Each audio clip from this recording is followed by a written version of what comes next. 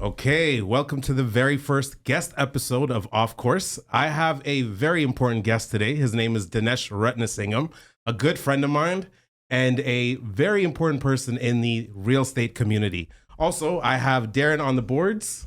Darren, show yourself. People were asking about you on the last episode. Hey, what's up?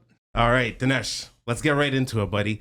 So for people watching at home, Dinesh is actually he's a realtor in my community in the GTA. Actually, when I say my community, in the GTA, he's somebody that I've kind of just been looking at for a long time, and I really admire the way he's built his business. There's very few people who actually embody the brands that they represent. Dinesh is really that guy. His brand is called Honest Realtors, and he represents it to a T. Dinesh, please speak to me, brother. What an intro. The check is in the mail, Hamilton. I'm very honored to be one of the first guests. You are the first guest. The first guest of Off Course. Thank you so much for having me, and let's get into it. Okay, so Dinesh, real quick. So for how we met was we didn't actually meet up until 2 weeks ago, right? So we had a conversation at some point last year. It was like we just talked about one of your listings. Yeah, I you think. called me about a listing, and you have a better memory than me. But I think we had a conversation about you starting a video podcast, right? And I said I had some materials, and I must have sent it to you. So Dinesh actually asked me to share my Instagram profile with him. I didn't have one, so he called me out and called me a secret agent. Oh yeah, and it actually took time out of his schedule to send me content that I can record. About a week later, you sent me like an entire PDF of things that I could do to make content for. But why I wanted to talk to you today is the way you've really established yourself in social media. You have a few different accounts: Honest Realtors, the Tamil Realtor, and Dinesh Ratnasingam. So Yes. Can you kind of tell me about the strategy for how you're building these different profiles right now?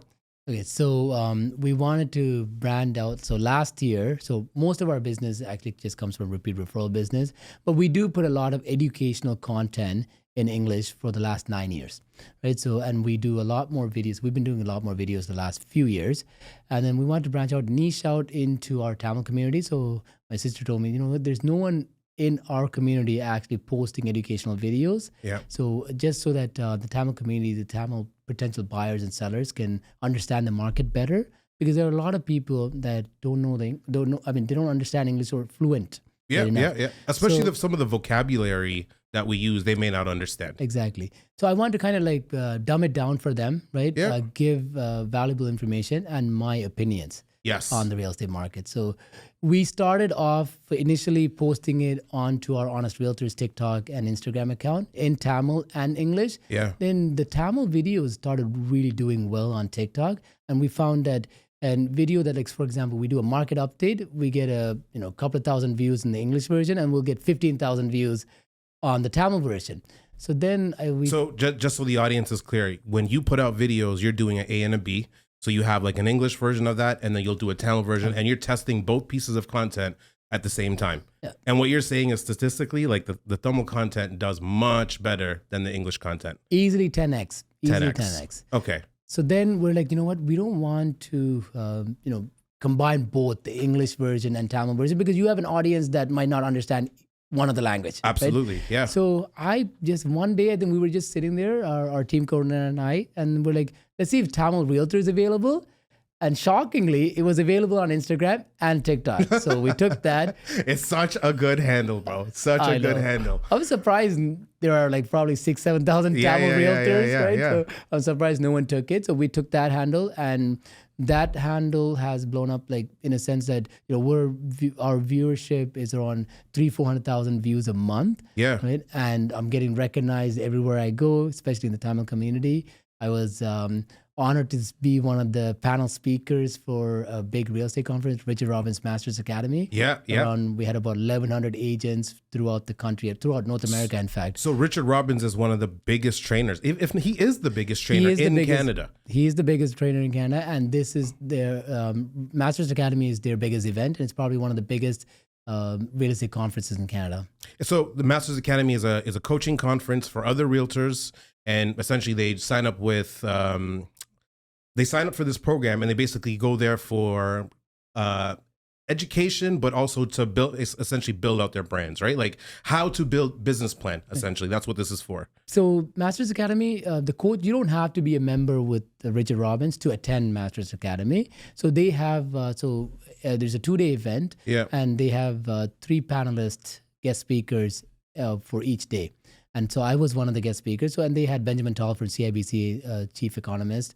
And so you don't have to be a part of Richard Robbins' coaching program. What they like to do is they want to educate their members who are there or attendees, right? And also they interview agents who are doing really well and something different. Yeah. So, which is a big honor because you got called to do that conference on the strength of your social media. Not only the social media, also our repeat retention business as well. For sure. We do a lot of client activities, so client appreciation events. So we do 5 events, Mother's Day, Father's Day. We do a big event. We did a big event last year called Summerfest, which we invited all of our clients to a park. We rented a park out, gave food, games, all sorts of stuff. And then we do another fall festival and a Christmas photo shoot. So they like that aspect as well, something that we're doing different compared to other peers in our community. And it's a way that other agents can learn from each other. And also it's about building a community as well. So you get to network with other agents as well. Okay. So, but again, no, like they recognize you through the work that you did on social media, right? Because there's really no way to quantify the things that you do for your clients, right? Or the gifts that you get them or the way you take care of them. Really, it's they have to see that on social media. So that is kind of where the attention came from, I would imagine. 100%. Yeah. One of the aspect was the social media, and one of the main aspect because they wanted me to speak about not only just social media, the fact that I'm doing something in my native language. Right. Right, so others can, pretty much copy that. And I've seen other agents, and I'm encouraging other agents to get on social media, right? Educate, not sell yourself, but educate your clients or educate the audience. Yeah, I couldn't agree more with you on that. Like, I don't think we should be trying to sell real estate. We should just be trying to educate our clients, and they're supposed to make their own decisions. I couldn't agree more with you on that. But to quickly go back to like the social media stuff, because I think that is like a lot of valuable information for upcoming realtors. Before you got into that space, there was really no competition for you, right? Like in terms of the Tamil realtor community. Since then, though, I feel like you have inspired a lot of people to get into that space now. Because I am seeing other realtors that are trying to do the content. Maybe like, I'm sure that it's going to take them some time to be as good as you are. But I am seeing that right now. Do you feel like you see how you've inspired people? I have. And to be honest, I have a good friend of mine from a different brokerage, right? Yeah. We were talking. I said, hey, bro, you're fluent in Tamil. You should express yourself and do videos as well. And he's been doing it. And he told me, he's had tremendous feedback as well. At the end of the day, we all have different messages that we want to send out there. And, I'm giving my point of view and another agent can give their point of view and we're also bettering the whole real estate industry as a whole and educating potential clients as well. And a lot of realtors do follow me on the Tamil TikTok page as well. 100%. And that is kind of a thing, right? Like realtors like to follow other realtors. Usually it seems to be the thing, right? Most of a realtors following are other realtors, but you actually, it's not the case for you though. I don't feel that way. It seems like you have organic reach as well outside of realtors. No, yes, of course. Organic reach, to be honest, like I'm overwhelmed with the support that we received. So we were set out to do a podcast. It's a long running joke, but so one of the followers. So Dinesh is actually working on a show himself that should be coming out very soon. Sure. He doesn't have a name for it yet. It's untitled, but he's working on it. It's coming out. Hamelton's going to help me. I will make sure it comes out this year. He's going to hold me accountable. But yeah, Dinesh, you're saying. So I put that on social media. One of our followers made like a sign with our logo and everything, and they sent it over to us, right? So there's a lot of positive that comes with it. Yeah. Am I saying that we've done many deals for our clients as well through TikTok, right? But the core of our social media is that we want to put educational content, right? Tell us as it is, right? Don't sugarcoat things, right? So this way that someone that's watching and following us feels like they learned something. So what would you say to somebody that's looking at you right now, who's just getting started in the business, and they're kind of feeling overwhelmed? Like Dinesh has such a head start on me. Or not you, anybody in particular, right? They have such a head start on you and on them, and they're looking at the content game very much as an overwhelming process. What would you say to them in terms of how to get started or where they should get started? How to get started? The best camera is the one that you have on your phone. Just Yeah. don't think about it. Just click, shoot, record. Right. So that's one thing. Second thing is have a plan. Right. Be consistent. That's the key thing. You're not going to see success overnight. Yeah. Right. So, for example, we didn't do our first deal on TikTok until like 10 months later. Wow. But we were consistently putting out content. Right. Our main goal of the TikTok channel was to educate. So we were consistently putting videos, 4 or 5 videos a week. A week. So, Okay. So basically almost every day. Almost every day. Okay. Right? So be consistent. So this also, it encourages me because now I have to come up with the content. Yes. So I have a routine where I'm searching for news, right? I'm staying up to date with the market trends, right? To be honest, prior to this, yes, do I watch the market? Do I study the numbers? Not as much. But now if someone tells me, okay, Dinesh, how many homes were sold last month? I know because I did a video on it. Yeah, for sure. Right. So are there times where you feel more like a content creator than a realtor? Because you're constantly in this loop of, oh my God, I got to come up with content. I got to record more videos. And you're also, the other thing to note is Dinesh is recording and editing his stuff himself, right? No, I have help. Oh, you do have help? I have help. Okay, right? so you have an editor. I have our team coordinator, the backbone of our business, right? Dinesh has a really cool team, by the way. He'll introduce them later on. I tried to get one of them on camera today, but no luck. She's here. She doesn't want to show herself. No luck. But yeah, Dinesh, as you're saying. So she's the backbone of the business, right? I've always said that. So she does almost all the editing, posting, and all of that stuff. So, and we kind of, the content, to be honest, so I'm very organized. I showed you my back end, right? When people call me and they ask you, hey, Dinesh, like, what is mortgage assumption? Or like if they have conversation, like someone called me about a rental property that they want to sell, and they think, oh, how does that work, right? Yeah. So I come up with the content, so I'll write it into my notes. Okay, this is what the content, okay, people are asking me this. So I'll explain to them over the phone, then I will make a video about it. Okay, so how do you manage your schedule when, like, recording a video might take you 2-3 hours? At what point in the day do you fit that in for you? Because you are very busy. You're constantly on showings and offer presentations. You're a listing agent, so you're very busy. So where would you fit that into your schedule? Because I think a lot of people look at content and they're super overwhelmed. No, so what I live and breathe real estate. Yeah. Right? So for example, last night I got home at 11:30ish, right? And then I woke up this morning at 4:30, went to the gym, had a meeting, went on appointments, right? And yesterday was a very busy day as well. Yeah. So first thing that I do is in the morning, right? I look at things that I want to, I study the market. And then, to be honest, the video, we do have time blocked off. Okay, we say, okay, Mondays we're going to do videos. Generally, what happens is I tell my team coordinator, let's shoot some videos.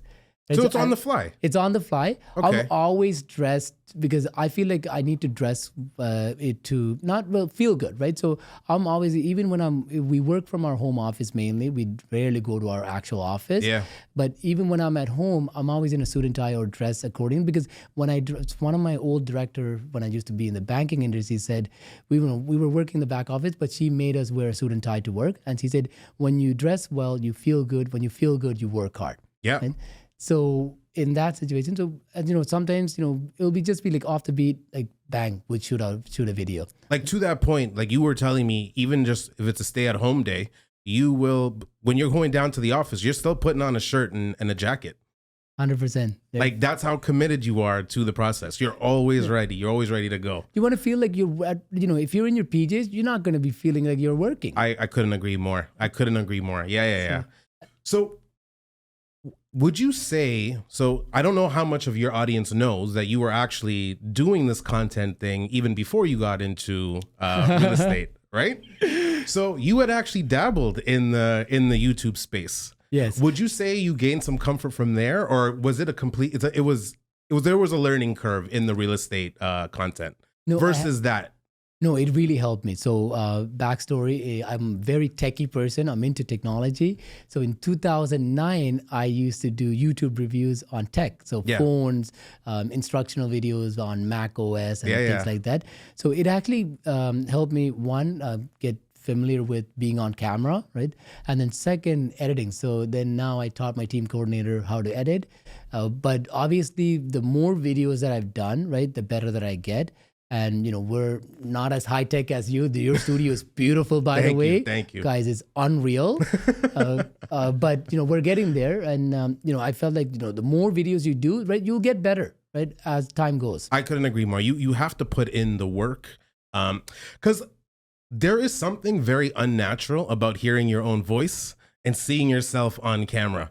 It takes a long time before you can tune that out. And most people don't believe it. They see someone like yourself and they're like, oh, Dinesh is just really good on camera. But there was a point you were probably really bad, and it took you time to overcome all of this. I still am. Like, there are so many times where it's not one take wonder all the time. No.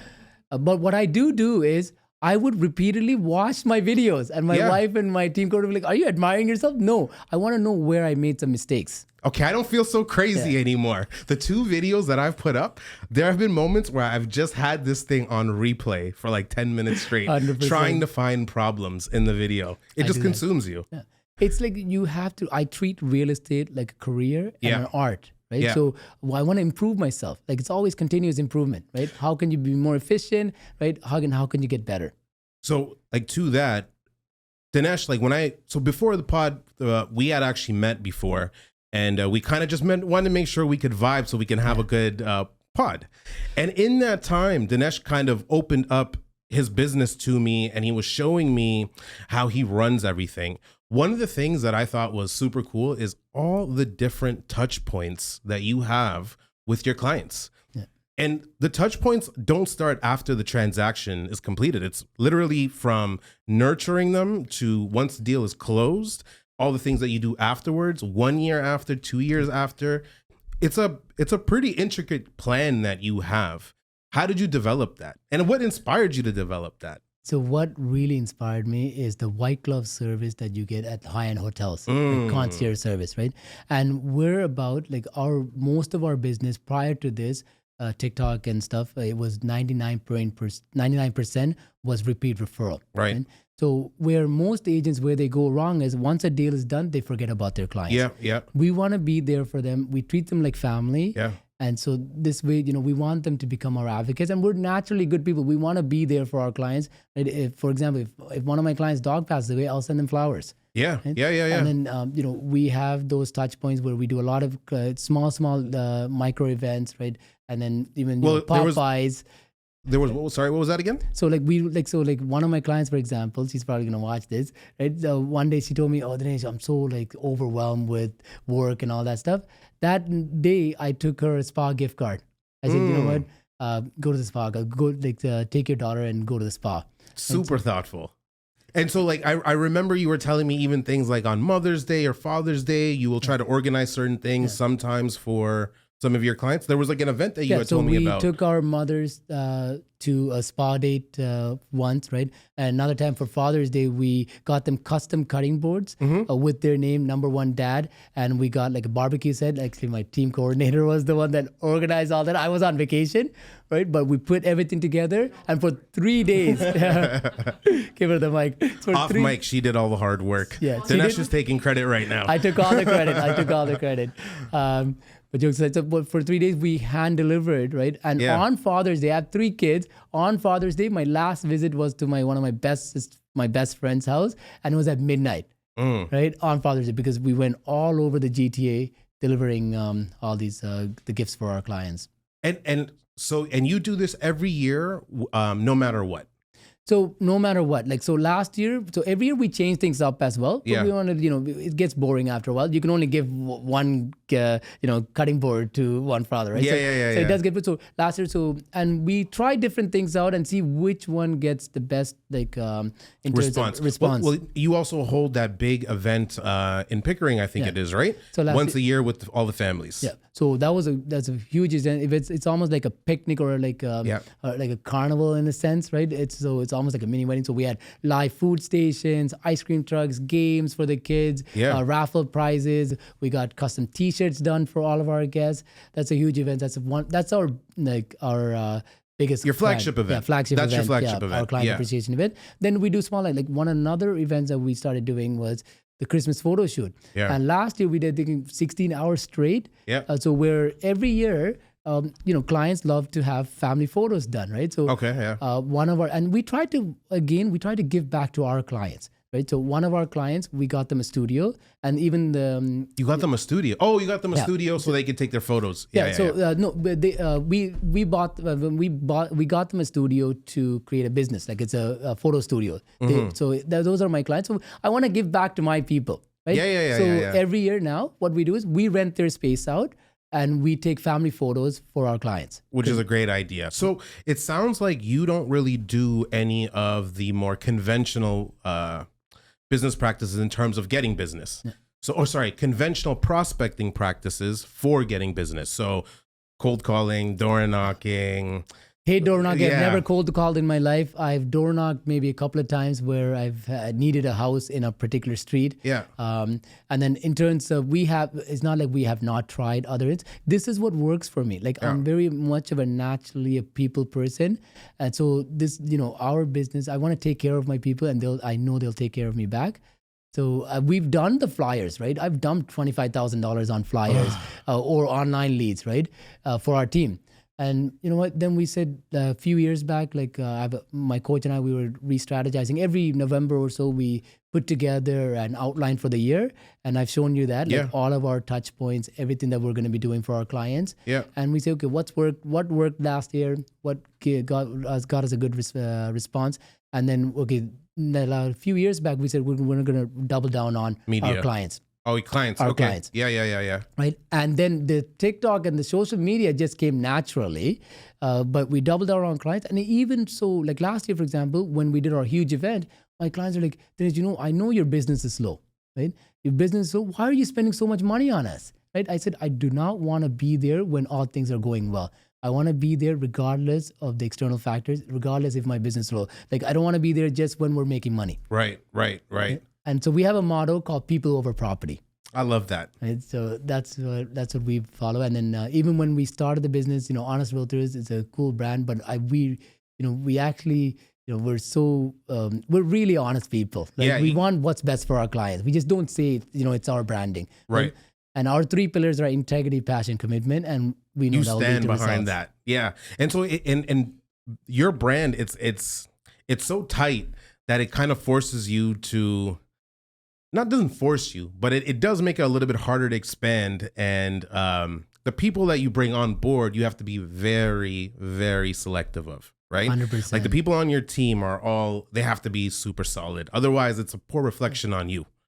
When you have the name Honest in your name. That's the problem, yeah. That's the problem. So if you, by mistake did something wrong, right? They'll say, you know what, you guys are the Honest Realtors. Right? Yeah. So that's why it's my choosing. Like I always get agents, I interview agents, right? And 99.9% of the time I decline. I ask them to come to our brokerage where I'm at with Remax Royal Properties. But I don't put anyone on the team. I've made that mistake before. I feel like right now our core team is great. Like we value our clients and everybody's like-minded. Yeah. And so, we're keeping the team small and nimble for now. It makes sense. I think until you can figure out a way where you can expand this thing without compromising the brand, you have to keep it boutique for sure. So real quick, not everybody has the confidence to jump on camera and start recording, right? And so that might feel a little bit far out. It might feel out of reach for them.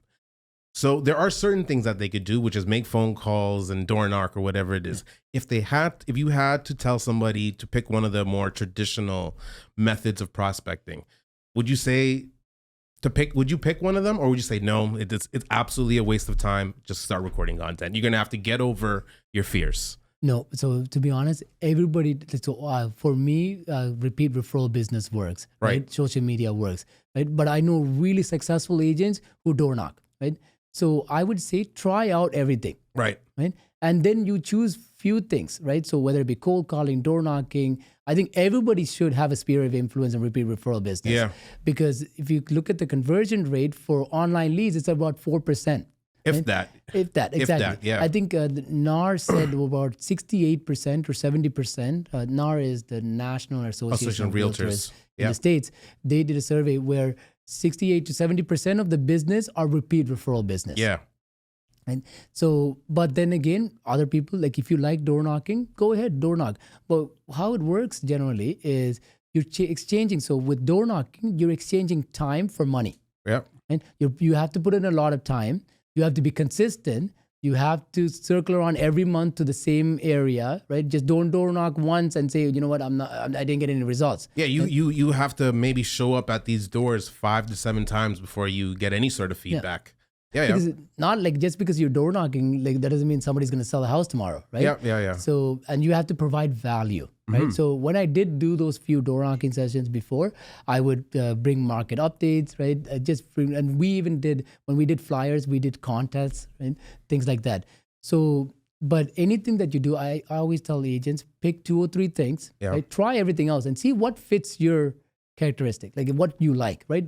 If you feel like, you know what, I don't like door knocking. So I was with a different coaching program where they encouraged me to do cold calling and door knocking. And I felt like it was a chore.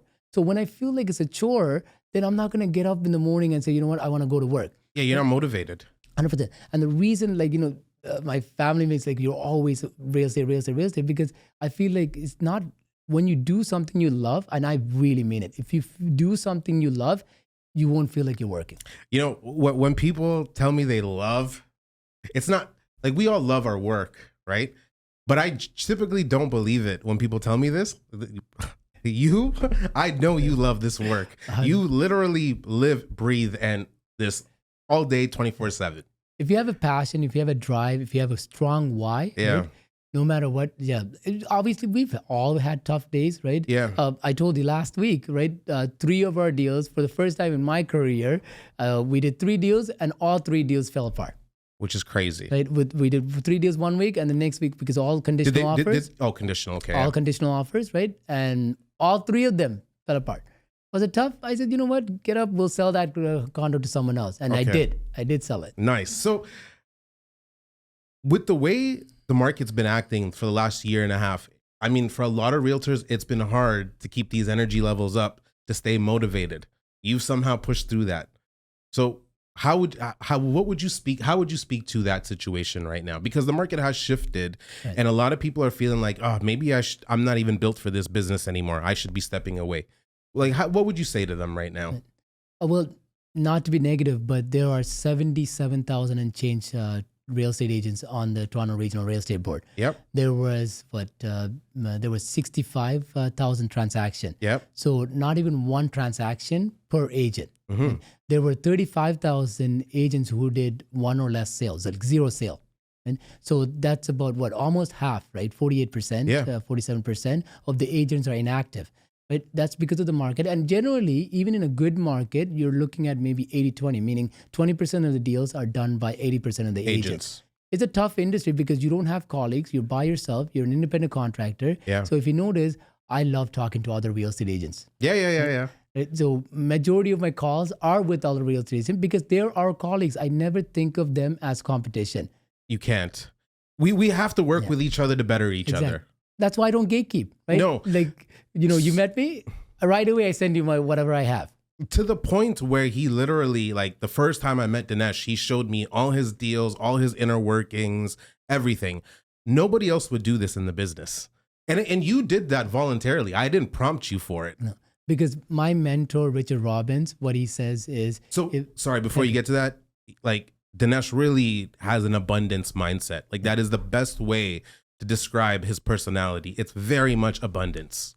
Yeah, when you live in a world of abundance, right, you don't think of the other person as a competition, right? And my mentor, Richard Robbins, always says, like, if I give you my cell phone, Hamelton, you have my phone. I don't have my phone anymore. Right. But then if I share my idea with you, you have the idea as well, right? I also have the idea, right? And look at this, like, so the conversation that we had last year, right? I sent you the video and then someone sent me one of my TikTok videos, if I'm not mistaken, or I commented on one of their videos. And then you contacted me and said, Dinesh, like, you know, I'm starting a podcast and here we're struggling to start this podcast. We got all this equipment and look at the way that it works, right? Now you said, Dinesh, I've gone through this process 6 months. I'm going to help you out. Right? Would that have happened if I didn't send you that material last time, or if I didn't encourage you to get on video? No, it wouldn't have happened. It wouldn't have happened, but there is something with our industry where people are so guarded, right? Like they're not. So in this, right, I've reached out to people in doing this show.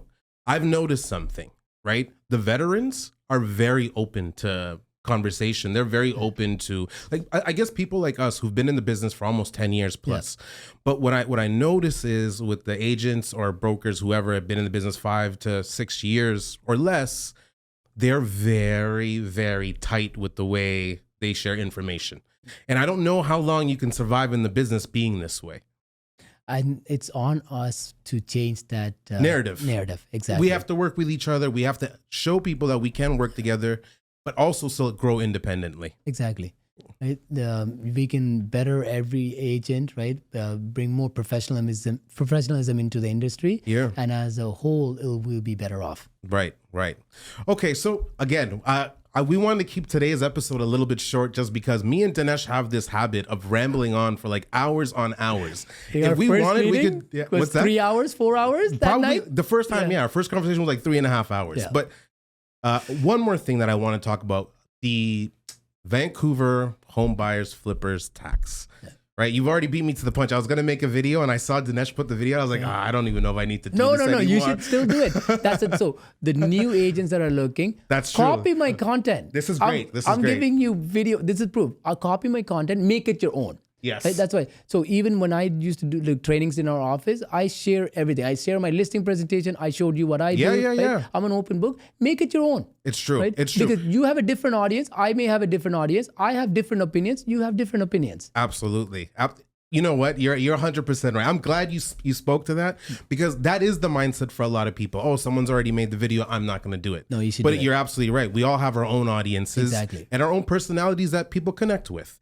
Right? Your messaging may not connect with somebody, but mine's does. But we both have the same exact message. 100%. So I guess now, speaking to the home buyers flippers tax, this is something that they're implementing. When is it coming into effect? January 2025. 2025. And the reason that even in my video I stated that Ontario might implement this is because generally what happens is BC is always a few years ahead in regards to regulations. Yeah, right? So exactly. they brought in the foreign buyers tax. Exactly. And then a few years later, Ontario implemented the foreign buyers tax. 2018 we implemented I think 2016 BC brought it. 2 years before, right? Correct. And then vacant home tax, right, in the city of Toronto and Hamelton and other regions are implementing this.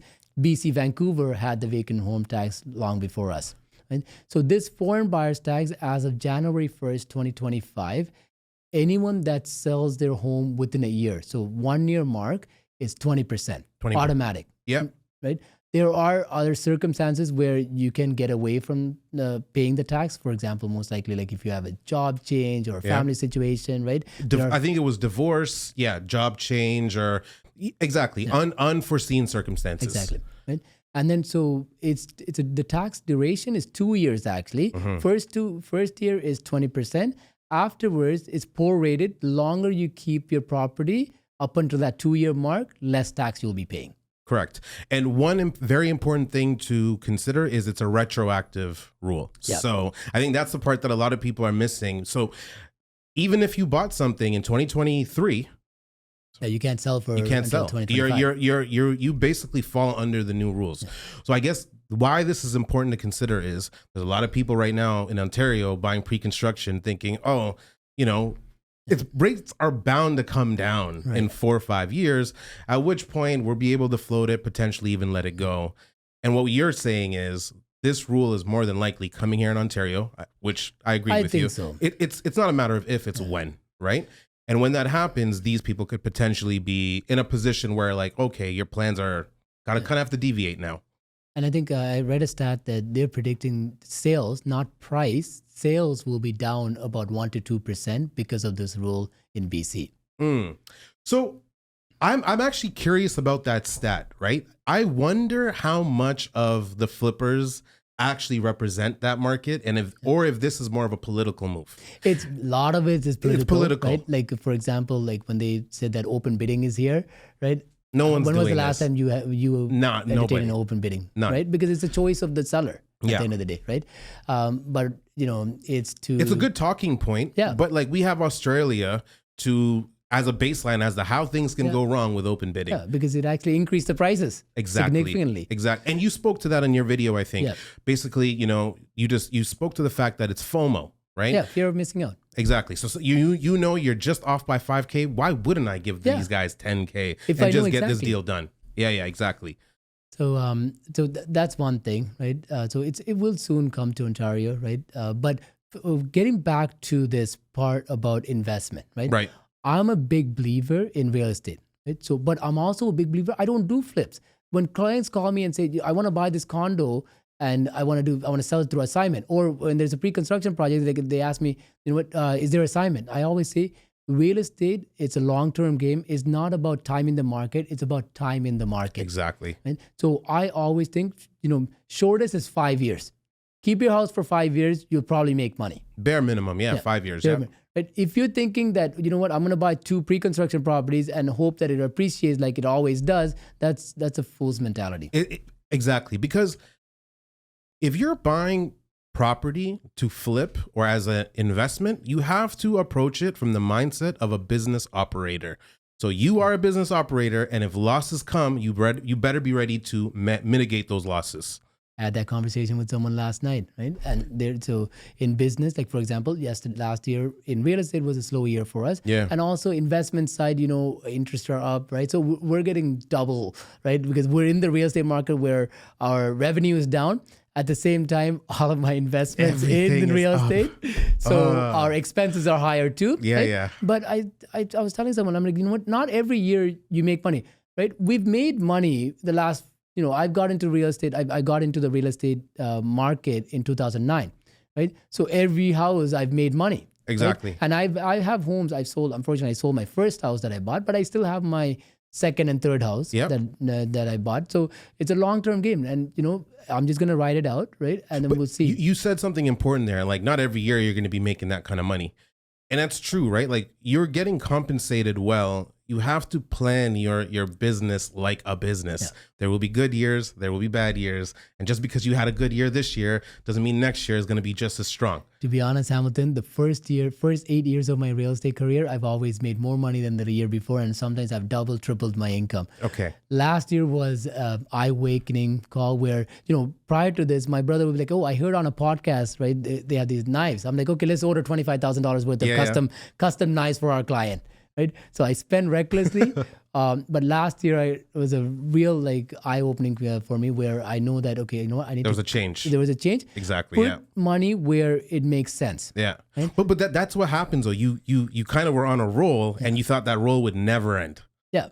So anything and everything. Okay, we want to send some flyers to 2,500 homes. Let's try that out for a year. Let's sign a contract for a year for $27,000. Or we want to do some online leads. Let's do some online leads, right? So we'll sign that up for a year, right? Anything and everything. But then I realized I was going nowhere with all of these things, but the money was coming in, so I was just kept spending, right? And to be honest, I wasn't spending on myself. I have decent car, but I'm not going and buying a Lamborghini just because I'm making so much money. You don't have an excessive lifestyle. No, but I do spend on my clients and the business. I put all my money back into the business, where now I'm very strategic in a sense. You know what? I'm going to put money back where it belongs, and that's our clients. So my main focus is the clients. Right? So we rather give that money to the people who have already given me business and has been advocates for me. I love that. So Dinesh, I think just to keep things short, we had a really good conversation. Yeah. When you come back, that next episode is going to go for 1 to 2 hours easily. We just want to introduce Dinesh because he's going to be a contributor on this show. He's going to be somebody that I hope I'll have. I'm going to be a regular, a regular. And just so you guys know, this is my first time having to ever interview anybody. And for Dinesh, he's done a few podcasts before, but maybe not necessarily in this setting. So not like this. Yeah. So if we looked a little uncomfortable, maybe we are. I don't know. But I think we pulled through. How did you feel? No, you're a great host. Thank you. You're a natural. Thank you. You're a natural. Thank you. Right? And he comes from media background, right? So not a media background. I've been in real estate for 11 years, but media is what I love. That was the passion. Yeah. That was always the passion for me. So hopefully through time, I'll be able to show that in off course and mix real estate with a bit of entertainment.